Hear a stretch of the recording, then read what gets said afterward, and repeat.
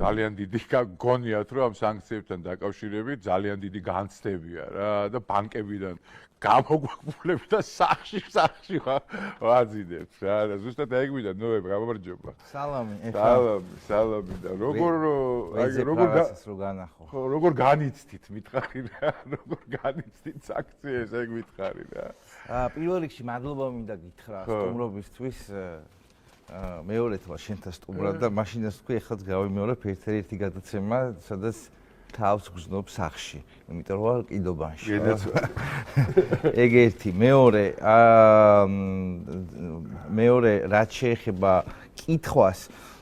სხვა შეს ეხა ტელეფონში როგორც მოვისმინე შენ რასაც ამბობდი აი ნახე ესე იგი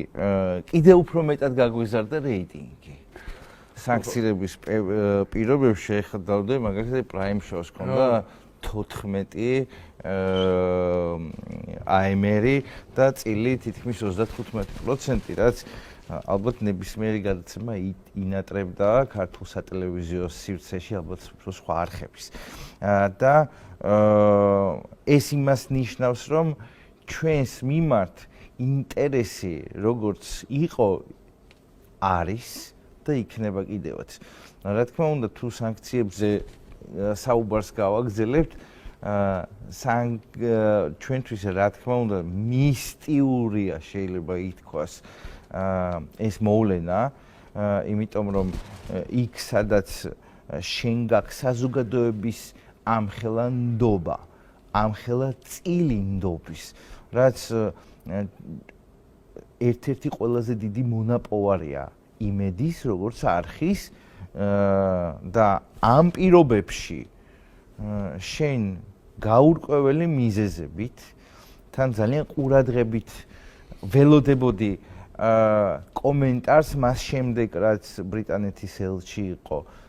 მისული მაკაბოჭორიშვილთან ველოდებოდი ახსნა განმარტებას და როგორც მინისტრმა აღნიშნა, იქაც არგუმენტი ვერანაირი ვერ იქნა გაჟღერებული, ეგ ჩვენთვის პირველ რიგში შეურაცხყოფელია და რა თქმა უნდა უსამართლო. მით უფრო რომ სხვა შორის ბრიტანეთი ის ქვეყანა რომელიც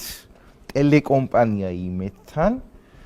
ყველაზე დიდი სიხარულით თანამშრომლობდა წლიდან წლამდე და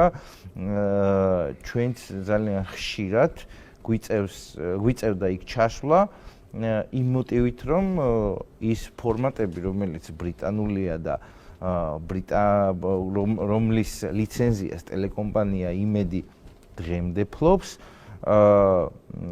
რომ ისინი გთხოვდნენ პირიქით რომ წარმოგვეჩინა დანარჩენი ქვეყნებისთვის თუ რა ხარისხით სრულდება ეს ყველაფერი საქართველოში. ანუ მიზეზი და მოტივი ყოველთვის ეს იყო. რაც შეეხება საინფორმაციო ნაწილს, რა თქმა უნდა, სადაც საზოგადოების ამხელა ნდობა არსებობს